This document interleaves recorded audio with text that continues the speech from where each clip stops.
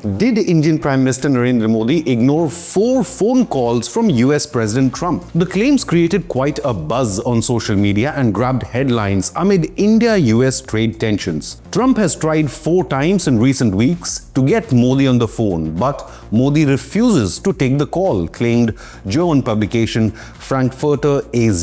The report suggests that this was the result of depth of Modi's anger, but also his caution. Even CCP mouthpiece Global Times picked up this story ahead of Prime Minister Modi's visit for the SCO Summit in China. Clearly, Bharat is in no mood to compromise with the US and Trump on 3 red lines. No mediation in India-Pakistan conflict, no compromise on farmer interests, and no compromise on oil imports or India's energy security. Just a few days ago on August 24th, Nikkei Asia, a Japan-based news media organization, quoted Indian diplomatic experts saying, quote, Trump recently attempted multiple times to call Modi in search of a compromise, but the Indian leader has consistently refused to take the calls, further heightening Trump's frustration, unquote. Clearly, Donald Trump expected India to give in, but his actions are only drawing India ever closer to BRICS nations who for the first time will start using Indian currency for trade. Donald Trump's trade gamble with India has backfired as Prime Minister Modi heads to China, where he will meet Chinese President Xi Jinping and Russian President Vladimir Putin. But that's not all. Now, in an open attempt to reach out to India, President Trump has called Prime Minister Narendra Modi a terrific guy. A very terrific man, Modi. This is a clear public outreach to Modi after his phone calls were not answered. Trump calls Modi a terrific guy, but also really revealed how Trump used trade to demand Pakistan to surrender to India during Operation Sindoor within 24 hours of his warning. Now, a lot of people and trolls are misreporting Donald Trump's comments on social media, saying that they were aimed at Prime Minister Modi or India, but that's not the case. We will tell you exactly what Donald Trump said, and he couldn't be more clear that he threatened Pakistan to end the war with India. So stay with us. It's a sequence of statements, and let's understand it fully. Speaking for nearly the 40th time on India-Pakistan ceasefire, Donald Trump claims, quote, India and Pakistan could have ended in a nuclear war if I didn't stop them. I saw they were fighting, then I saw 7 jets were shot down. I said, that's not good, that's a lot of jets. $150 million planes were shot down, a lot of them. 7, maybe more than that. They didn't report the real number. Now, both the Indian Air Force and Pakistan have claimed shooting down 5 to 6 enemy jets. But remember, renowned Austrian defense expert claimed India shot 6 Pakistani jets and damaged 19 Pakistani fighters in total. But let's move on from this. So till now, Trump has spoken on fighter jets. Now he comes to talks with both India and Pakistan.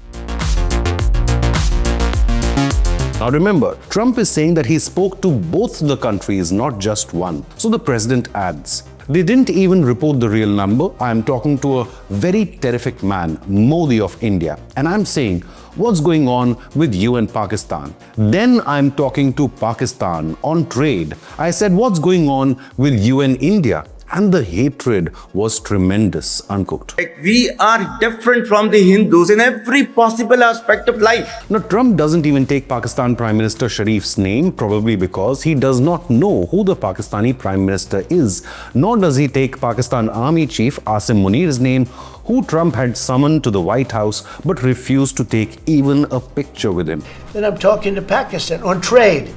So Trump continues. Remember, he's speaking about Pakistan and the hate at this point after he spoke to Modi earlier. Trump adds, quote, I said, what's going on with you and India? And the hatred was tremendous.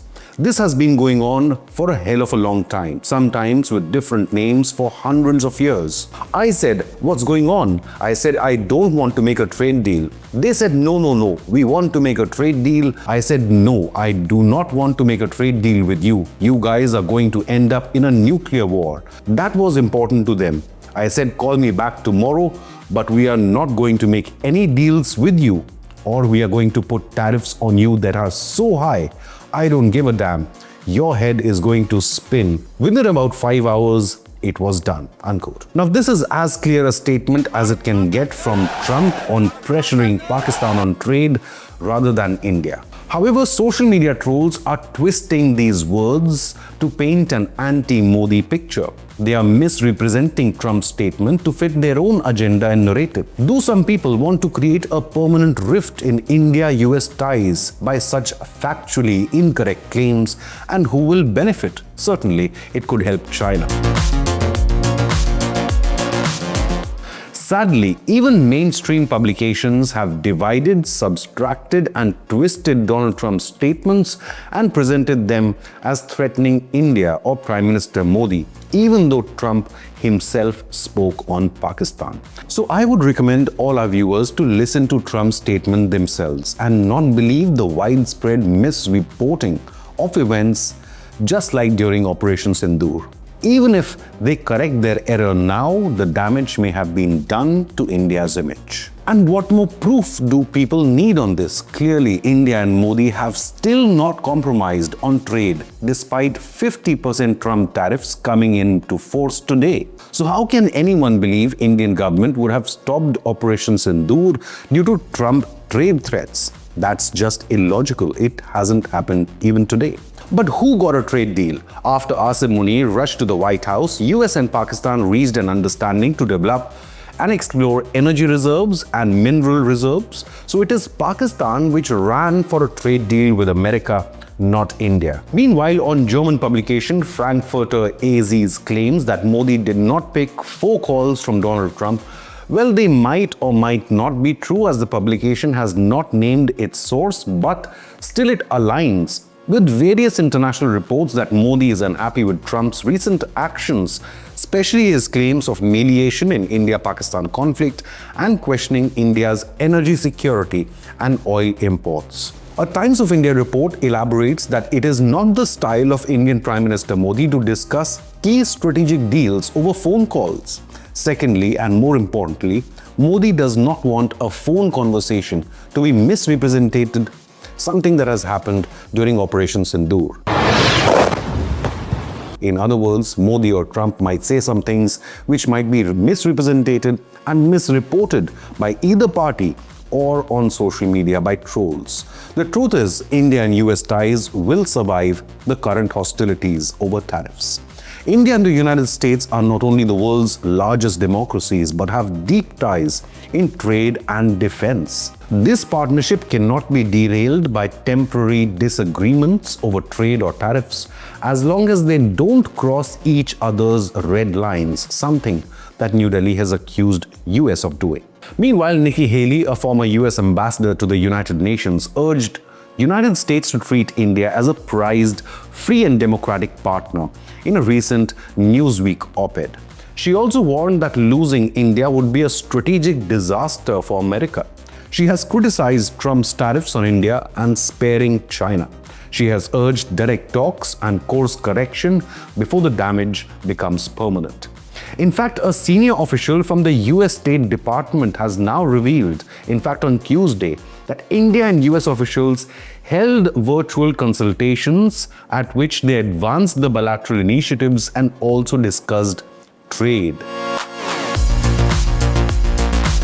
Meanwhile, a report carried by Japan's Nikkei Asia highlighted the fact that India-US relations may be witnessing a sudden downfall, despite both governments earlier calling their partnership most consequential of the 21st century. The primary reason of the conflict is India's continued purchase of Russian crude oil, despite American objections. Certain US leaders accused India of funding Moscow's war. India strongly rejected this hypocritical accusation at a time when US continues trade with Russia, and US and European Union trade with Russia is greater than India's energy imports. Multiple people, including Foreign Minister S. Jaishankar and former US Ambassador Eric Garcetti, have also reminded the US that India had been encouraged by America itself to stabilize world energy markets by buying Russian oil until recently. This was Trump's second tariff increase within months on India, targeting Indian products such as garments, gems, jewelry, footwear, sporting goods, furniture and chemicals. while tech and smartphones have escaped tariffs for now. Now, these are among the highest tariffs the US currently imposes on any country, putting India on par with fellow BRICS nations like Brazil and China. New Delhi, however, has pushed back against the tariffs, calling them unfair, unjustified, and unreasonable, and have repeatedly indicated plans to maintain its ties with Moscow. Amid all the chaos between India and the United States, Prime Minister Modi is set to arrive in China for the first time in over 7 years to attend the SCO Summit in Tianjin from August 31st at the invitation of Chinese President Xi Jinping. This summit will also see presence of Russia's Vladimir Putin and over 20 other world leaders, showcasing global South solidarity. The strategic timing of this SCO summit is rather coincidental. Modi's visit signals a thaw in India-China relations after years of tension following the border clashes at Galwan Valley in 2020.